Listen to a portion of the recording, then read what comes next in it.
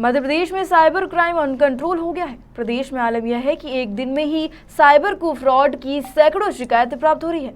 राजधानी में cyber branch में कल से अब तक 41 शिकायतें आई हैं, उसमें से 3 मामले दर्ज हो गए हैं।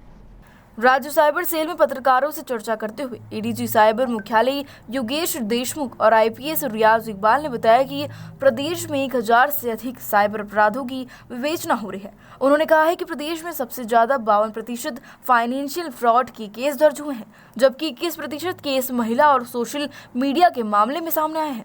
वहीं फ्रॉड में जाने वाली रकम की रिकवरी सबसे कम हुई है। रियाज इकबाल ने बताया कि झारखंड, पश्चिम बंगाल की ठग प्रदेश वासियों का अपना निशाना बना रहे हैं। उन्होंने कहा है कि नए साल में स्टेट साइबर पुलिस अपडेट होगी। एमपी में अब हर थाने में साइबर डेस्क का निर्माण किया जाएगा। करते हैं, ये जनरल एक मोडस ऑपरेंडी है। अब इंदौर के जो कुछ केसेस हुए थे, इंदौर एसपी हमारे जितेंद्र सिंह वो आपसे शेयर करेंगे। जी नमस्कार। इंदौर साइबर सेल जोन ने वर्ष 2021 में यूँ तो काफ़ी सारे प्रकरणों में सफलता पाई है। उसका प्रेस नोट, विस्तृत प्रेस नोट आपको दिया गया है। चुनिंदा केसेस शेयर करना चाहूँगा। एक जो टेक्नोलॉजी से जुड़ा केस है, जिसमें इंदौर के 2 युवा इंजीनियरों ने एक जापान की कंपनी के लिए ऐप बनाया। उस ऐप का उपयोग ये था कि लोग उस पर अपनी क्रिप्टो करेंसी को पार्क कर सकते थे। जैसे कि हम बैंक में एफडी करते हैं, ऐसे ही आप अपनी क्रिप्टो करेंसी उस ऐप में पार्क कर सकते थे और उसके एवज में वो कंपनी जो है आपको इंसेंटिव के रूप में क्रिप्टो करेंसी ही देती थी। इस तरीके से उस पर काफ़ी संख्या में लोगों ने निवेश करने लगे, लोग अपनी क्रिप्टो करेंसी पार्क करने लगे।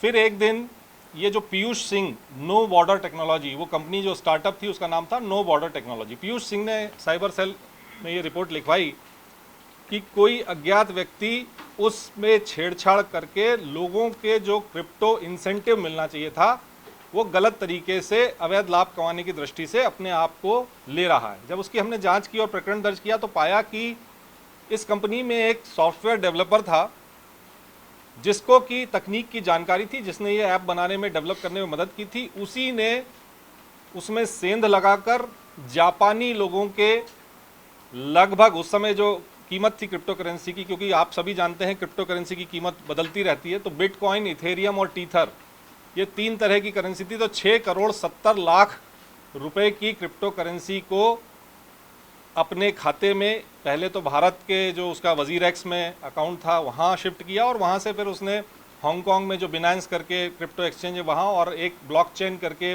स्वीडन का क्रिप्टो एक्सचेंज है वहाँ पर उसने ट्रांसफ़र किया। इसमें आरोपी जो है वो खुद तकनीकी रूप से दक्ष था, बीटेक था, मास्टर्स उसने किया था इंदौर के एक नामी तकनीकी विश्वविद्यालय से, और उसके पश्चात वो जो है उसने ये जब किया तो उसके पश्चात फरार हो गया था। उसको वृंदावन से, उत्तर प्रदेश के वृंदावन से साइबर सेल ने गिरफ्तार किया। तो ये हम आपसे शेयर करना चाहते हैं। इसके अतिरिक्त साइबर सेल इंदौर ने इस वर्ष 2 नाइजीरियंस को गिरफ्तार किया। उन नाइजीरियंस के जो नाम हैं, एक है विजडम पिता चिमजी ओबिना और दूसरा संडे पिता इजेह। ये दोनों ही नाइजीरिया के रहने वाले थे। वीज़ा एक्सपायर हो चुका था, अवैध रूप से दिल्ली में रह रहे थे। एक बुरारी में रहता था दिल्ली में, एक तुगलकाबाद में। 2 अलग अलग प्रकरण हैं। एक प्रकरण में मर्चेंट नेवी के अधिकारी ने ये शिकायत दर्ज कराई कि आरबीआई के नाम से और फर्जी ईमेल भेजकर उसको ये कहा गया कि आपको कुछ पैसा वापस किया जाना है, और अलग अलग नामों से मार्जिन मनी, सिक्योरिटी। जो महत्वपूर्ण केसेस जो हमने पिछले कुछ हफ्तों में क्रैक किया है वो अभी बताया जा रहा है, और इसका जो विस्तृत प्रेस नोट है आपको सबको एक कॉपी दिए जाएंगे। इसमें सबसे पहला एक जो केस है ये एमपी ऑनलाइन जो वेबसाइट है उससे संबंधित है। जो आप सब जानते हो कि एमपी ऑनलाइन का जो वेबसाइट है बहुत सारे सेवाएं जो है नागरिकों को देते हैं, तो उसमें कुछ सिक्योरिटी वल्नरेबिलिटीज़ थे, मतलब कि कुछ कमियां थी, जिसकी वजह से 2 अपराध हमने रजिस्टर किए थे यहाँ पे। दोनों में फरियादी वो एमपी ऑनलाइन ही थे। करीब 30 लाख का धोखाधड़ी उनके साथ में हुआ था, ये दोनों अपराध में मिलके। तो जो अपराधी जो थे अपने ग्वालियर के रहने वाले थे, तीनों अपराधियों को पुलिस ने गिरफ्तार किए थे। टेक्निकल नॉलेज थे, एक उसमें से एक लड़का तो जो कंप्यूटर साइंस के इंजीनियरिंग ग्रेजुएट थे, तो उसने कुछ कमियां निकाली जो वेबसाइट की कि बिना लॉगिन के ही या कुछ डिफ़ॉल्ट पासवर्ड यूज़ करके ही लॉगिन करके जो वैलेट थे उसके अंदर कियोस्क और डिफरेंट सरकारी संस्थाओं की वैलेट रहते हैं उसको रिचार्ज करा के या उसका पैसा को एक जगह के दूसरी जगह डाइवर्ट करा के उसने पैसे लिए हैं। तो इसकी विस्तृत जानकारी इसके अंदर है। हमने पूरे गिरोह को गिरफ्तार किया है और उनकी पूरी मॉडस ऑपरेंडी समझे, और MP ऑनलाइन को हमारी तरफ से हमने चिट्ठी भी लिखा है कि आप डिफ़ॉल्ट पासवर्ड सब हटाए।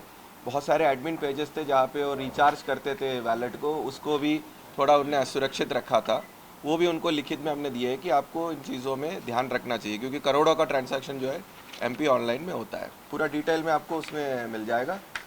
दूसरा जो एक और मॉडस ऑपरेंडी जो आजकल दिख रहा है कि सरकारी विभागों के नाम पे नौकरी के जो एडवर्टाइजमेंट निकाल के मध्य प्रदेश की युवकों को उसमें टारगेट किया जा रहा है। इसमें भी 2 केसेस हमने अभी क्रैक किए, हाल ही में ही पिछले हफ्ते ही हमने क्रैक किया है। एक जो था राष्ट्रीय ग्रामीण स्वास्थ्य मिशन के नाम पर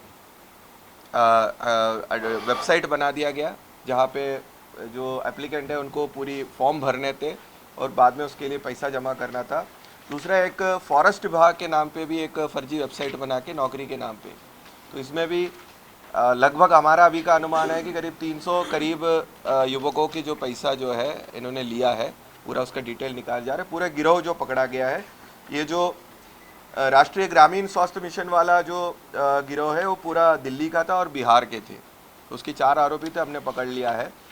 तो इसमें एक पॉइंट जो आ रहा था आप लोगों के मीडिया वालों के साथ भी हम लोग को शेयर करना चाहते थे। एक प्रमुख अखबार में उन्होंने विज्ञापन बार बार छापा है। जब सरकारी कोई विज्ञापन हो तो आप लोग सभी जानते हैं या तो संबंधित विभाग है या हमारे यहाँ पे हमारे उसके जो PRO जो पब्लिक रिलेशंस की जो विभाग रहते हैं वही ज्ञापन दे सकते हैं, सरकारी ज्ञापन जो है। तो इसमें देखा जा रहा है कि एक प्रमुख अखबार ने क्योंकि हमारे जनता उसमें फिर विश्वास करते हैं, जब कोई प्रमुख अखबार में कोई एडवर्टाइजमेंट बड़े लेवल का एडवर्टाइजमेंट आता है तो विश्वास करते हैं कि ये सही है करके, मतलब तो वो हमने उस संबंधित अखबार से भी उसमें कुछ पूछा कि कौन इसके लिए जवाबदार है, वो एक पॉइंट है आपको बताने के लिए। तो ये पूरी जो वेबसाइट करीब 2 पॉइंट है आपको बताने के लिए। तो ये पूरी जो वेबसाइट करीब 2 साल तक चले, बहुत सारे लोगों के साथ ठगी हुआ है और पूरा गिरोह पकड़ा है और पूरा जो वो वेबसाइट बना के भी जो बिहार के एक ग्रुप बना के देते थे उनको भी पूरा हमने पकड़ा है। इसके अलावा एक आप लोगों को बताएं कि एक जो पिछले साल का हमारा एक केस था जिसमें US की नागरिकों से ठगी की जा रही थी यहाँ पे कॉल सेंटर चला के, तो वो आप लोगों ने बहुत लोगों ने भी रिपोर्ट किया था कि उस क्राइम को फिर FBI की मदद से, यहाँ पे CBI FBI की मदद से जो हमारे साइबर पुलिस ने राज्य साइबर पुलिस ने उस केस को पूरा सॉल्व किया था। एक अच्छी बात है कि आप कि जब उसका ट्रायल चला इस साल, उसमें बहुत बड़ी सफलता मिली है कि 8 जो आरोपी है उनको 5-5 साल की जो कारावास मिला है। इसमें आपको पता होगा कि US की नागरिकों का भी बयान लिए थे ऑनलाइन वीडियो कॉन्फ्रेंसिंग के माध्यम से, तो एक बहुत ही अच्छा केस था कि पूरे उदाहरण के रूप में बताया जा रहा है पूरे भारत भर में कि हम भी ऐसे काम कर सकते हैं, अंतर्राष्ट्रीय जो क्राइम्स होते हैं उसमें सफलता मिल सकते हैं। उसमें 5-5 लाख का जुर्माना भी सभी आरोपियों का हुआ, 5-5 साल की सजा भी सजा और जुर्माना भी हुआ है। और सर एक और सर लास्ट एक और जो आपको याद होगा कि एक क्रिप्टो करेंसी का केस जो पाकिस्तान और चाइना से भी रिलेटेड था, वो भी हमने पकड़ा था। वो भी हाल ही में जब MHA ने जब पूरा आकलन किया तो उसको हमारे जो पूरे टीम थे उसमें एडिशनल SP वैभव, रीचा जो DSP है और जो TI जो अभिषेक थे, उनको भारत सरकार ने पूरे पुरस्कृत किया है कि ये सबसे अच्छा जो साइबर क्राइम जो पूरे भारत भर में सर जो डिटेक्ट हो तो उसमें से आता है करके। ये भोपाल की तरफ से है। और भी कुछ क्राइम है सर, उसका पूरा प्रेस नोट आपको डिटेल में दिया जा रहा है, तो उसमें फिर कोई डाउट है तो आप लोग पूछ सकते हैं।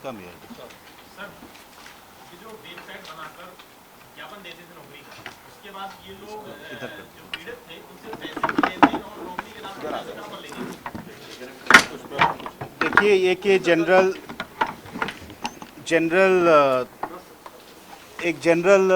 ट्रेंड ये है, ये सबसे बड़ा फ़ायदा जो उठाते हैं जितने भी साइबर क्रिमिनल्स होते हैं एनोनिमिटी का उठाते हैं, यानी अपने अज्ञात होने का। ये कहीं भी बैठ सकते हैं। इनको क्या करना होता है, एक मिलती जुलती किसी भी अच्छी संस्था का एक वेबसाइट बना देते हैं और उस झांसे में कई लोग ओरिजिनल वेबसाइट मान के वहाँ पे जाते हैं, तो वो उनके पोर्टल में पैसे डालने लग जाते हैं, कभी फॉर्म भरने के नाम पे, कभी उनको पास कराने देने के नाम पे। जिन अकाउंट्स में ये पैसे डालते हैं वो अकाउंट्स का भी बहुत ही बड़ा नेटवर्क होता है। हो सकता है कि व्यक्ति जो अकाउंट जो होल्डर है वो बिहार में कहीं बैठा हो, लेकिन उसको ऑपरेट करने वाला हो सकता है कहीं बंगाल में बैठा हो। तो ये बहुत ही विस्तृत जाल होता है। और जब ये KYC के बारे में जानकारी ली जाती है कि भाई अकाउंट किसका था, तो पता लगता है कि किसी ऐसे व्यक्ति का था जिसको जानकारी ही नहीं है कि उसका अकाउंट है। बेचारे ने अनजाने में किसी से अपना अकाउंट बनवा लिया, या कई बार प्रलोभन देकर 2000 रुपये के नाम पे अपना अकाउंट किराए पे दे दिया किसी को ऑपरेट करने के लिए। तब ये फ्रॉडस्टर्स ये सब काम करते हैं।